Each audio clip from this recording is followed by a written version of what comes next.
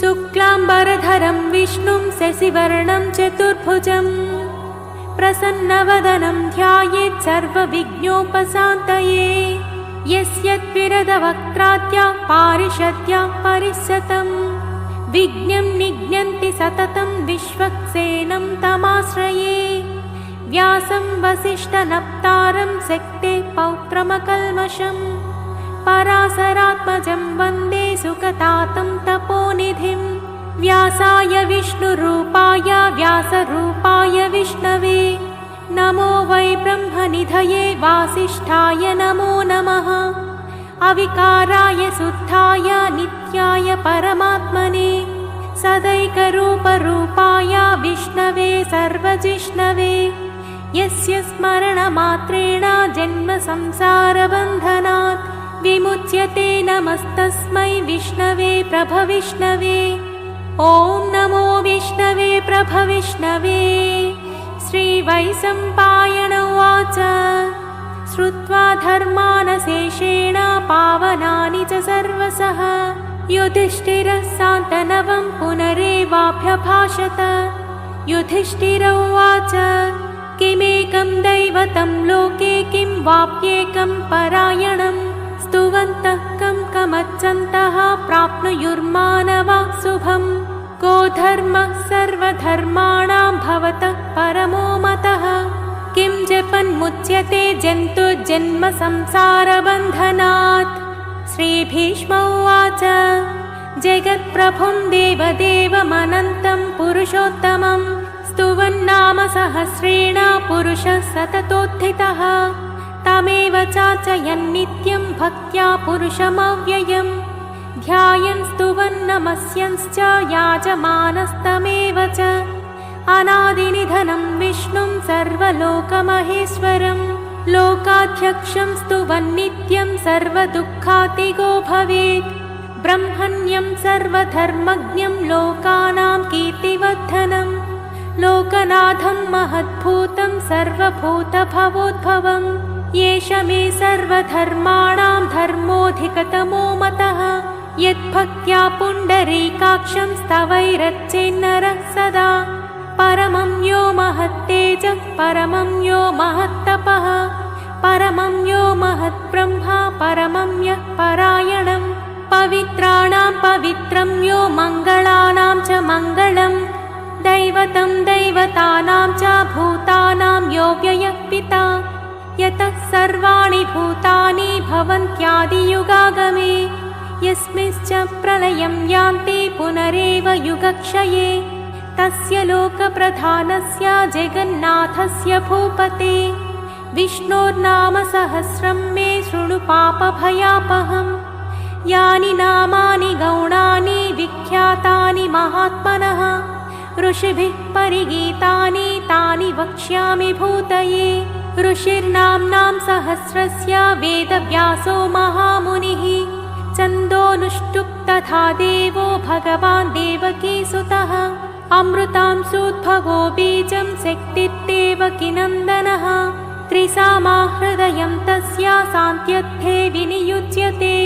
विष्णुं जिष्णुं महाविष्णुं प्रभविष्णुं महेश्वरम् अनेकरूपदैत्यान्तं नमामि पुरुषोत्तमम्। अस्य श्रीविष्णोर्दिव्यसहस्रनामस्तोत्रमहामन्त्रस्य श्रीवेदव्यासो भगवान् ऋषिः अनुष्ठुप् छन्दः श्रीमहाविष्णुः परमात्मा श्रीमन्नारायणो देवता अमृतांशोद्भवो भानुरिति बीजं देवकीनन्दन स्रष्टेति शक्तिः उद्भवः शोभनो देव इति परमो मन्त्रः शङ्खभ्रुन्नन्दके चक्रेति कीलकं साङ्खधन्वा गदाधर इत्यस्त्रं रताङ्गपाणिरक्षोभ्य इति नेत्रं त्रिसामा सामगः सामेति कवचम् आनन्दं परब्रह्मेति योनिः ऋतुः सुदर्शनः काल इति दिग्बन्धः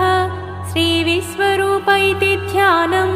श्रीमहाविष्णुप्रीत्यर्थे सहस्रनाम जपे विनियोगः। ध्यानम् क्षीरोदन्मत्प्रदेशे देशे शुचिमणिविलसत्सैकते मौक्तिकानां माला क्लुप्तासनस्थः स्फटिकमणिनिभैर्मौक्तिकैर्मण्डिताङ्गः शुभ्रैरभ्रैरदभ्रैरुपरि विरचितैर्मुक्तपीयूषवशै आनन्देन पुनीयादरिनलिनगदां शङ्खपाणिर्मुकुन्दः भूपादौ यस्य नाभिर्वियदसुरनिलश्चन्दसूर्यौ च नेत्रे कर्णावासा शिरोध्वैर्मुखमपि दहनो यस्य वास्तेयमब्धिः अन्तस्थं यस्य विश्वं सुरनरखगगो भोगि गन्धर्वदैत्यैः चित्रं रम्यते तं त्रिभुवनवपुषं विष्णुमीशं नमामि। ॐ श्रीभगवते वासुदेवाय। शान्ताकारं भुजगशयनं पद्मनाभं सुरेशं विश्वाकारं गगनसदृशं मेघवर्णं शुभाङ्गं लक्ष्मीकान्तं कमलनयनं योगिहृत्थान्नगम्यं वन्दे विष्णुं भवभयहरं सर्वलोकैकनाथं मेघश्यामं पीतकौसेयवासं श्रीवत्साङ्कं कौस्तुभोद्भासिताङ्गं पुण्योपेतं पुण्डरीकायताक्षं विष्णुं वन्दे सर्वलोकैकनाथम्। नमः समस्तभूतानामादिभूताय भूभृते अनेकरूपरूपाय विष्णवे प्रभविष्णवे सशङ्खचक्रं सकिरीटकुण्डलं सपीतवस्त्रं सरसीरुहेक्षणं सहारवक्षस्थलशोभिकौस्तुभं नमामि विष्णुं शिरसा चतुर्भुजम्। छायायां पारिजातस्य हेमसिंहासनोपरि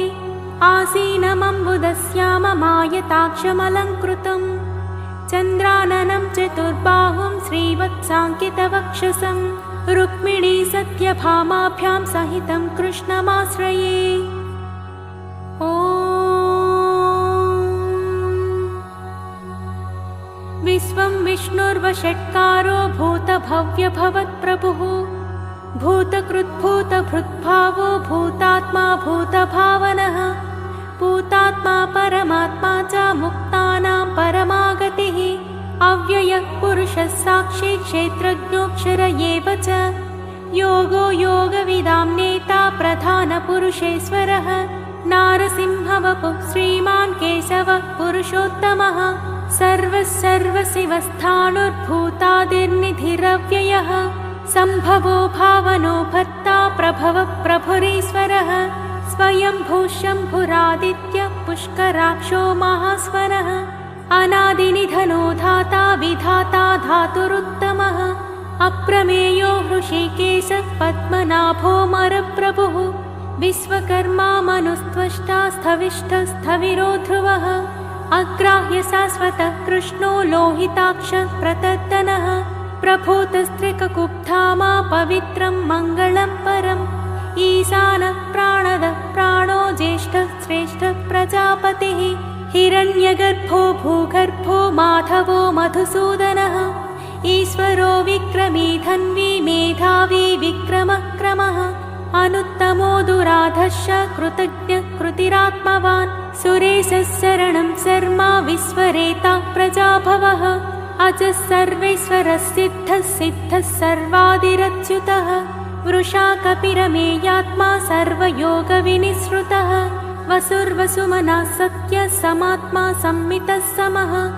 अमोघः पुण्डरीकाक्षो वृषकर्मा वृषाकृतिः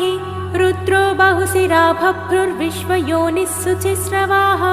अमृतः शाश्वतस्थाणुर्वरारोहो महातपाः सर्वगः सर्वविद्भानुर्विश्वक्सेनो जनार्दनः वेदो वेदविदव्यङ्गो वेदाङ्गो वेदविक्तविः लोकाध्यक्षः सुराध्यक्षो धर्माध्यक्षः कृताकृतः चतुरात्मा चतुर्व्यूहश्चतुर्धंष्ट्रचतुर्भुजः भ्राजिष्णुर्भोजनं भोक्ता सहिष्णुर्जगदादिजः अनघो विजयो जेता विश्वयोनिः पुनर्वसुः उपेन्द्रो वामनः प्रांशुरमोघः सुचिरुचितः अतीन्द्रः सङ्ग्रहः सर्गो धृतात्मा नियमो यमः वेद्यो वैद्यः सदा योगी वीरः माधवो मधुः अतीन्द्रियो महामायो महोत्साहो महाबलः महाबुद्धिर्महावीर्यो महाशक्तिर्महाद्युतिः अनिर्देश्य वपुः श्रीमानमेयात्मा महादिधृत् महेश्वासो महीभर्ता श्रीनिवासः सताङ्गतिः अनिरुद्धः सुरानन्दो गोविन्दो गोविदाम्पतिः मरीचित्तमनोहंसः सुपर्णो भुजगोत्तमः हिरण्यनाभः सूतपाः पद्मनाभः प्रजापतिः अमृत्युत्सर्वदृक्सिंहः सन्धाता सन्धिमान् स्थिरः अजो दुर्मशणः शास्ता विश्रुतात्मा सुरारिः गुरुर्गुरुतमो धाम सत्यः सत्यपराक्रमः निमिषो निमिषस्रग्वी वाचस्पतिरुदारधीः अग्रणिर्ग्रामणीः श्रीमन्न्यायो नेता समीरणः सहस्रमूर्धा विश्वात्मा सहस्राक्षः सहस्रपात् आवर्तनो निवृत्तात्मा संवृतः सम्प्रमर्दनः आहः संवर्तको वह्निरनिलो धरणीधरः सुप्रसादः प्रसन्नात्मा विश्वसृड्विश्वभुग्विपुः सत्कर्ता सत्कृतः साधुज्जह्नु नारायणो नरः असङ्ख्येयो प्रमेयात्मा विशिष्टः शिष्टकृच्छुचिः सिद्धार्थः सिद्धसङ्कल्पः सिद्धिदसिद्धिसाधनः वृषाही वृषभो विष्णुर्वृषपर्वा वृषोदरः वर्धनो वर्धमानश्च विवक्तः श्रुतिसागरः सुभुजोदुद्धरो वाग्मी महेन्द्रो वसुदो वसुः नैकरूपो बृहद्रूपः सिपिविष्टः प्रकाशनः ओजस्तेजोद्युतिधरः प्रकाशात्मा प्रतापनः बुद्धस्पष्टाक्षरो मन्त्रश्चन्द्रांशुर्भास्करद्युतिः अमृतांशोद्भवो भानुः ससबिन्दुः सुरेश्वरः औषधं जगतः सेतुः सत्यधर्मपराक्रमः भूतभव्यभवन्नादः पवनः पावनो नलः कामः कामकृत्कान्तः कामः कामप्रदः प्रभुः युगादिकृत्युगावर्तो नैकमायो महासनः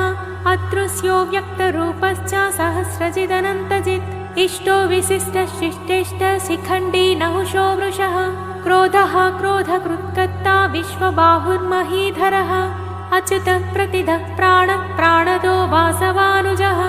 अपां निधिरधिष्ठानमप्रमत्तः प्रतिष्ठितः स्कन्दः स्कन्दधरो धुर्यो वरदो वायुवाहनः वासुदेवो बृहद्भानुरादिदेवः पुनन्दरः अशोकस्तारणस्तारासूरः सौरिज्जनेश्वरः अनुकूलः सतावत्तः पद्मी पद्मनिभेक्षणः पद्मनाभोरविन्दाक्षः पद्मगर्भः शरीरभृत् महर्तिर्वृद्धो वृद्धात्मा महाक्षो गरुडध्वजः अतुलः सरभो भीमः समयज्ञो हरिर्हरिः सर्वलक्षणलक्षण्यो लक्ष्मीवान् समितिञ्जयः विक्षरो रोहितो मार्गो हेतुर्दामोदरः सहः महीधरो महाभागो वेगवानमितासनः उद्भवक्षोभणो देव श्रीगर्भः परमेश्वरः करणं कारणं कर्ता विकर्ता गहनो गुहः व्यवसायो व्यवस्थानः संस्थानः स्थानदो ध्रुवः परर्तिः परमस्पष्टस्तुष्टः पुष्टः सुभेक्षणः रामो विरामो विरजो मार्गो नेयो नयो नयः वीरः शक्तिमतां श्रेष्ठो धर्मो धर्मविदुत्तमः वैकुण्ठः पुरुषः प्राणः प्राणदः प्रणवः पृथुः हिरण्यगर्भः शत्रुघ्नो व्याप्तो वायुरधोक्षजः ऋतुः सुदर्शनः कालः परमेष्ठे परिग्रहः उग्रः संवत्सरो दक्षो विश्रामो विश्वदक्षिणः विस्तारस्थावरस्थाणुः प्रमाणं बीजमव्ययम् अर्थोऽनर्थो महाकोशो महाभोगो महाधनः अनिर्विन्नस्थविष्टो भूधर्मयूपो महामकः नक्षत्रनेमिर्नक्षत्रे क्षमः क्षामः समीहनः यज्ञयुज्यो महेज्यश्च क्रतुः सत्रं सताङ्गतिः सर्वदर्शी विमुक्तात्मा सर्वज्ञो ज्ञानमुत्तमम् सुव्रतः सुमुखः सूक्ष्मः सुघोषः सुखदः सुहृत् मनोहरो जितक्रोधो वीरबाहुर्विदारणः स्वापनस्ववसो व्यापी नैकात्मा नैककर्मकृत् वत्सरो वत्सलो वत्सी रत्नगर्भो धनेश्वरः धर्मगुप्धर्मकृद्धर्मे सदसत्करमक्षरम् अविज्ञाता सहस्रांशुर्विधाता कृतलक्षणः गभस्तिनेमिः सत्त्वस्तः सिंहो भूतमहेश्वरः आदिदेवो महादेवो देवेशो देवभृद्गुरुः उत्तरो गोपतिर्गोप्ता ज्ञानगम्यः पुरातनः शरीरभूतभृद्भोक्ता कपीन्द्रो भूरि दक्षिणः सोमपोमृतपः सोमः पूरिजित्तुरुसत्तमः विनयोजयः सत्यसन्धो दासार्हः सात्वतां पतिः जीवो विनयिता साक्षी मुकुन्दो मितविक्रमः अम्भोनिधिरनन्तात्मा महोदधिसयोऽन्तकः अजो माहार्ष स्वाभाव्योदिता मित्रप्रमोदनः आनन्दो नन्दनो नन्दः सत्यधर्मा त्रिविक्रमः महर्षि कपिलाचार्य कृतज्ञो मेदिनीपतिः त्रिपदस्त्रिदशाध्यक्षो महाशृङ्गः कृतान्तकृत् महावराहो गोविन्दः सुषेणः कनकाङ्गदी गुह्यो गभीरो गहनो गुप्तश्चक्रगदाधरः मेधास्वाङ्गोजितः कृष्णो दृढः सङ्कर्षणोच्युतः वरुणो वारुणो वृक्षः पुष्कराक्षो महामनाः भगवान् भगहानन्दी वनमाली हलायुधः आदित्यो ज्योतिरादित्यः सहिष्णुर्गतिसत्तमः सुधन्वा खण्डपरशुर्तारुणो द्रविणप्रदः दिवि स्पृक् सर्वदृग्व्यासो वाचस्पतिरयो निजः त्रिसामा सामगः सामा निर्वाणं भेषजं विशक् सन्न्यासकृच्छमशान्तो निष्ठा शान्तिः परायणम् शुभाङ्गः शान्तिदस्रष्टा कुमुदः कुवलेशयः गोहितो गोपतिर्गोप्ता वृषभाक्षो वृषप्रियः अनिवर्ती निवृत्तात्मा संक्षेप्ता क्षेमकृच्छिवः श्रीवत्सवक्षा श्रीवासः श्रीपति श्रीमताम्बरः श्रीधः श्रीश श्रीनिवास श्रीनिधि श्रीविभावनः श्रीधरः श्रीकरः श्रेयः श्रीमान् लोकत्रयाश्रयः स्वक्षस्वङ्गः सतानन्दो नन्दिज्योतिर्गणेश्वरः विजितात्मा विधेयात्मा सत्कीर्तिश्चिन्न संशयः उदीर्णः सर्वतश्चक्षुरणी शाश्वतस्थिरः भूषयो भूषणो भूतिर्विशोकः शोकनाशनः अच्छिष्मानच्चितः कुम्भो विशुद्धात्मा विशोधनः अनिरुद्धो प्रतिरतः प्रद्युम्नो मितविक्रमः कालनेमिनिहावीरः सौरिः सूरजनेश्वरः त्रिलोकात्मा त्रिलोकेशः केशवः केशिहा हरिः कामदेवः कामपालः कामीकान्तः कृतागमः अनिर्देश्य वपुर्विष्णुर्वीरोऽनन्तो धनञ्जयः ब्रह्मण्यो ब्रह्मकृत् ब्रह्मा ब्रह्म ब्रह्मविवर्धनः ब्रह्मविद् ब्राह्मणो ब्रह्मी ब्रह्मज्ञो ब्राह्मणप्रियः महाक्रमो महाकर्मा महातेजा महोरगः महाक्रतुर्महायज्वा महायज्ञो महाहविः स्तव्यस्तवप्रियस्तोत्रं स्तुतिस्तोतारणप्रियः पूर्णः पूरयिता पुण्यः पुण्यकीर्तिरनामयः मनोजवस्तिस्थकरो वसुरेता वसुप्रदः वसुप्रदो वासुदेवो वसुर्वसुमनाहविः सद्गतिः सत्कृतिः सत्ता सद्भूतिः सत्परायणः सूरसेनो यदुश्रेष्ठः सन्निवासः सुयामुनः भूतावासो वासुदेवः सर्वासु निलयो नलः दर्पः दर्पदो दृप्तो दुर्धरोऽथा पराजितः विश्वमूर्तिर्महामूर्तिर्दीप्तमूर्तिरमूर्तिमान् अनेकमूर्तिरव्यक्तः शतमूर्तिः शताननः येको नैकस्तवः कः किं यत्तत्पदमनुत्तमम् लोकबन्धुर्लोकनाथो माधवो भक्तवत्सलः सुवर्णवर्णो हेमाङ्गो वराङ्गश्चन्दनाङ्गदी वीरः विषमाशून्यो घृतासीरचलश्चलः अमानीमानदो मान्यो लोकस्वामी त्रिलोकधृत् सुमेधा मेधजो धन्यः सत्यमेधाधराधरः तेजो वृषो द्युतिधरः सर्वशस्त्रभृताम्बरः प्रग्रहो निग्रहो व्यग्रो नैकशृङ्गो गदाग्रजः चतुर्मूर्तिश्चतुर्बाहुश्चतुर्व्यूहश्चतुर्गतिः चतुरात्मा चतुर्भावश्चतुर्वेदविदेकपात् सुमावर्तो निवृत्तात्मा दुर्जयो दुरतिक्रमः दुर्लभो दुर्गमो दुर्गो दुरावासो दुरारिः शुभाङ्गो लोकसारङ्गः सुतन्तुस्तन्तुवर्धनः इन्द्रकर्मा महाकर्मा कृतकर्मा कृतागमः उद्भवः सुन्दरः सुन्दो रत्ननाभः सुलोचनः अर्को वाजसनशृङ्गी जयन्तः सर्वविजयी सुवर्णबिन्दुरक्षोभ्यः सर्ववागीश्वरेश्वरः महाह्रदो महागर्तो महाभूतो महानिधिः कुमुदः कुन्दरः कुन्दपज्जन्यः पावनोऽनिलः अमृतांसोऽमृतवपुः सर्वज्ञः सर्वतोमुखः सुलभः सुव्रतः सिद्धः शत्रुजिच्चत्रुतापनः न्यग्रोधोदुम्बरो स्वत्तश्चाणूरान्ध्रनिषूदनः सहस्राच्चिः सप्तजिह्वः सप्तैधा सप्तवाहनः अमूर्तिरनघोचिन्त्यो भयत्कृद्भयनाशनः अणुर्बृहत्कृशस्थूलो गुणवृन्निर्गुणो महान् अधृतस्वधृतस्वास्थ्या प्राग्वंशो वंशवर्धनः भारभृत्कथितो योगी योगीशः सर्वकामदः आश्रमश्रमणक्षामः सुपर्णो वायुवाहनः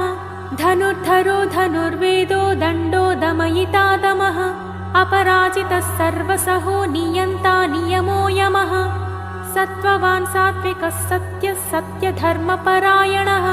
अभिप्रायः प्रियर्होर्हः प्रियकृत्प्रीतिवर्धनः विहाय सगतिर्ज्योतिः सुरुचिर्भुतभुग्विभुः रविर्विलोचनः सूर्यः सविता रविलोचनः अनन्तो हुतभुग्भोक्ता सुखदो नैकजोग्रजः अनिर्विण्णः सदामर्षि लोकाधिष्ठानमद्भुतः सनातनतमः कपिलः कपिरव्ययः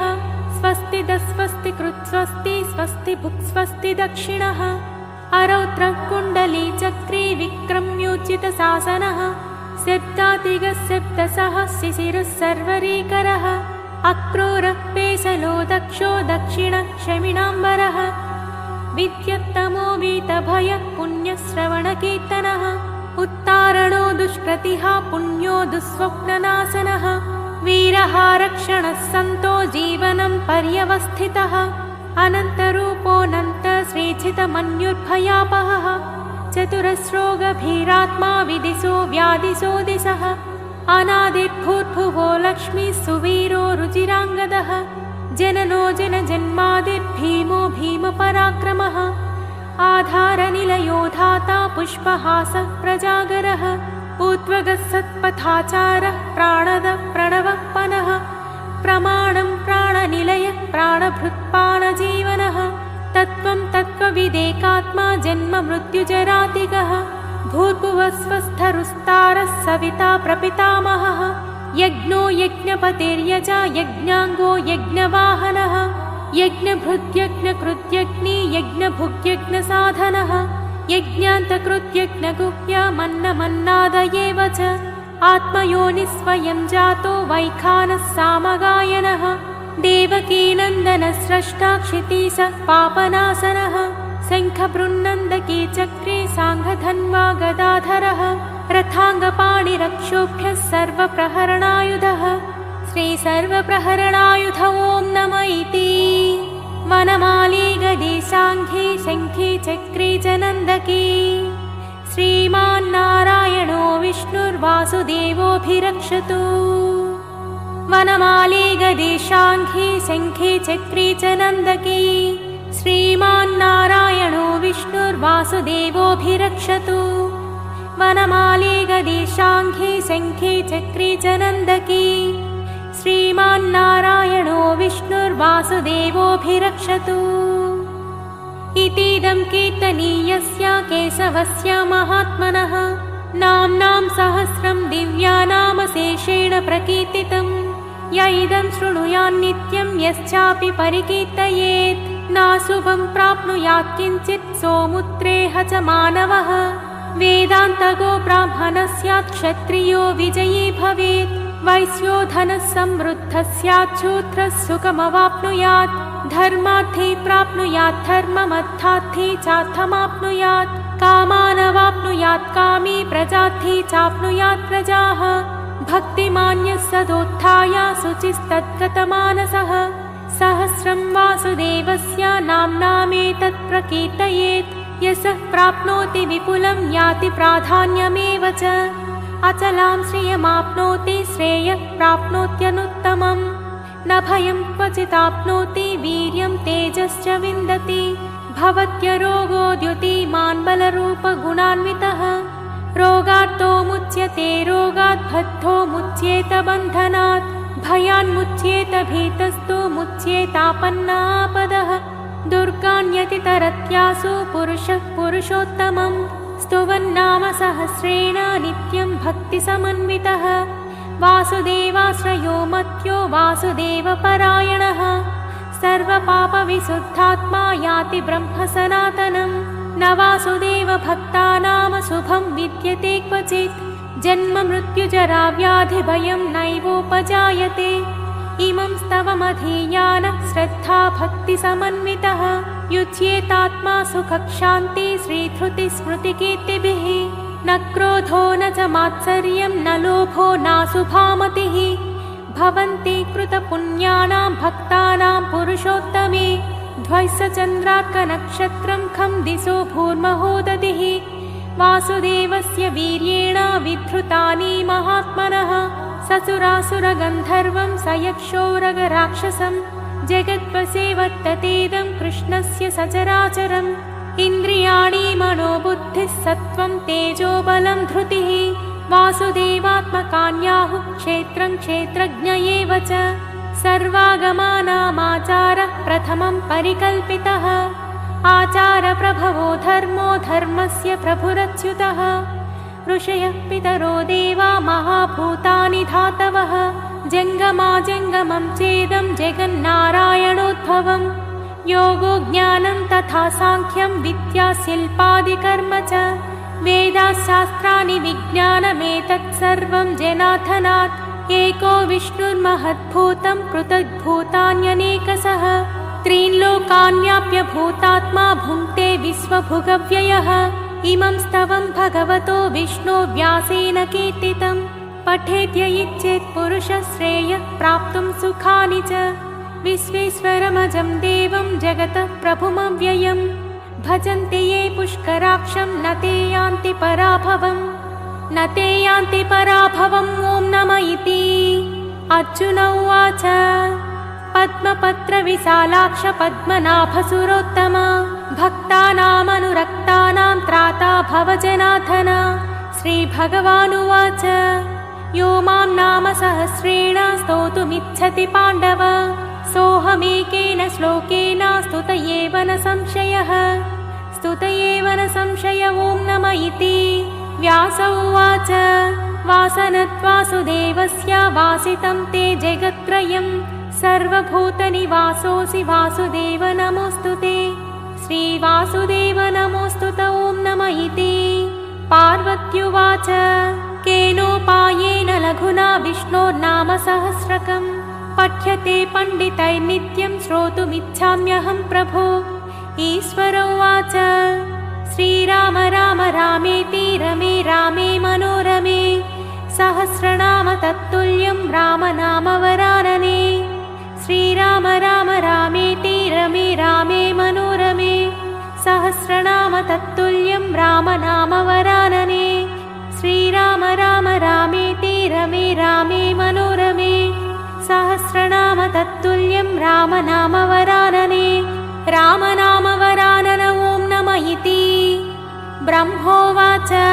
नमोऽस्त्वनन्ताय सहस्रमूर्तये सहस्रपादाक्षशिरोरुबाहवे सहस्रनाम्ने पुरुषाय शाश्वते सहस्रकोटियुगधारिणे नमः सहस्रकोटियुगधारिणे ॐ नमः इति सञ्जय उवाच यत्र योगेश्वरः कृष्णो यत्र पार्थो धनुर्धरः तत्र श्रीर्विजयो भूते ध्रुवा नीतिर्मतिर्मम श्रीभगवानुवाच अनन्याश्चिन्तयन्तो मां ये जनाः पर्युपासते तेषां नित्याभियुक्तानां योगक्षेमं वहाम्यहम् परित्राणाय साधूनां विनाशाय च दुष्कृतां धर्मसंस्थापनार्थाय सम्भवामि युगे युगे आत्ता विषण्णा शिथिलाश्च भीताः घोरेषु च व्याधिषु वर्तमानाः संकीर्त्य नारायणशब्दमात्रं विमुक्तदुःखा सुखिनो भवन्ति कायेन वाचा मनसेन्द्रियैर्व्याबुद्ध्यात्मना वा प्रकृते स्वभावात् करोमि यद्यत् सकलं परस्मै नारायणायेति समर्पयामि।